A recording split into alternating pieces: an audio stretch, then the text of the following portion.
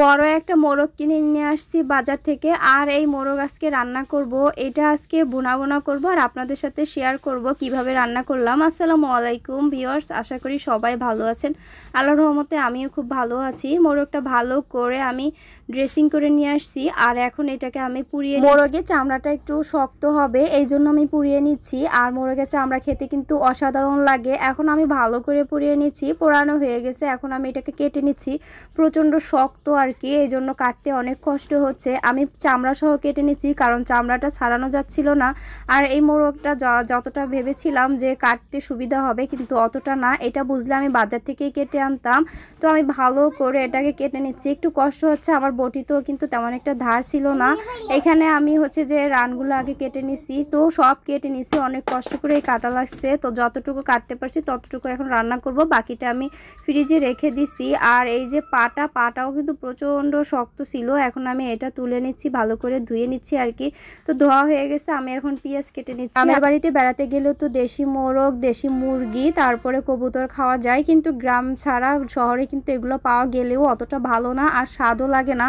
পেঁয়াজগুলো ভালো করে আমি কুচিয়ে নিচ্ছি। এখন আমি আলু কেটে নিচ্ছি, কিছু আলু দিব। আলিশা যেহেতু আলু পছন্দ করে। আসলে আমি এটা গ্রামের বাড়িতে এসে ভয়েস দিচ্ছি, এই জন্য এই অবস্থা। রাস্তায় প্রচণ্ড শব্দ আর বাসায় তো বুঝেনি সবাই আছে, এই জন্য একটু সাউন্ডটা একটু ভালো আসতেছে না। পেঁয়াজ আলু কাটা হয়ে গেছে। এখন মুরগিটা ভালো করে ধোয়ার পরে আমি এটা কড়াইতে নিয়ে নিচ্ছি। কড়াইতে নিয়ে আমি প্রথমে পেঁয়াজ দিয়ে দিয়েছি। পেঁয়াজটা একটু বেশি করে দিচ্ছি। মাংসটা কেমন লাগবে আমার জানা নেই, রান্না করার পরেই বুঝতে পারবো। আর এখানে আমি রসুন দিয়ে দিয়েছি।